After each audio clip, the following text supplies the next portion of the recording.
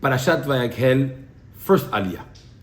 Vayakhel is known to be the parasha that starts the application of Parashat Tiruma and Tetzaveh, which is the theoretical part of the Mishkan, the collecting of the funds, the kelim, everything is discussed in these two parashot. Vayakhel Pekudei discuss the actual moment it happened, how they built it, etc.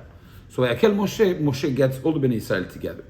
Rashi tells us that he chose a very particular moment to do that, which is the day after Yom Kippur, when he comes down from heaven, after he went several times to Har Sinai, and he comes down on Yom Kippur with the second set of tablets. Now he feels Bnei Israel are ready to start a new adventure, which is the building of the Mishkan.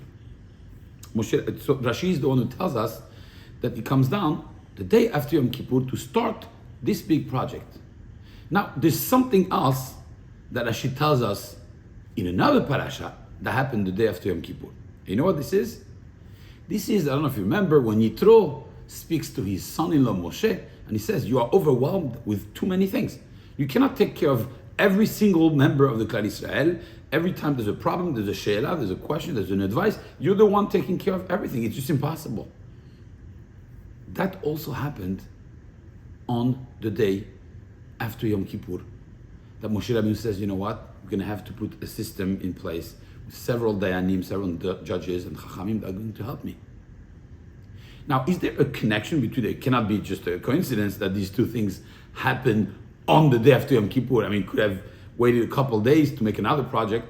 No, both things happen when he starts judging the whole Klal Israel through many dayanim that are coming to help him, and also when he's presenting the project of the Mishkan, which is mainly collecting funds from the Klal Israel to be able to make this Mishkan.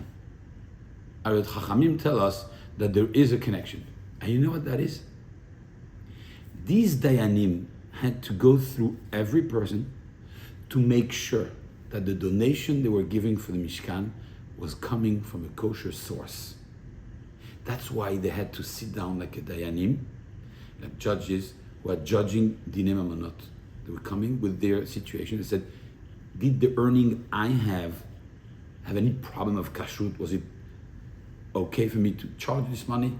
Because when you want to donate money, it has to come from a source that is kosher.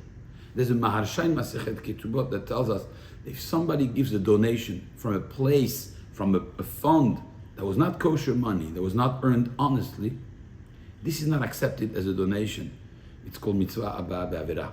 It's like if somebody does avera, a sin, in order to make a mitzvah. It doesn't work. It has to be clean from the beginning until the end. That's why on the day after Yom Kippur, two projects are initiated.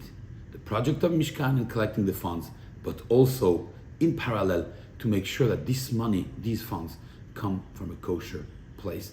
How careful we have to be that our earnings are done with honestly.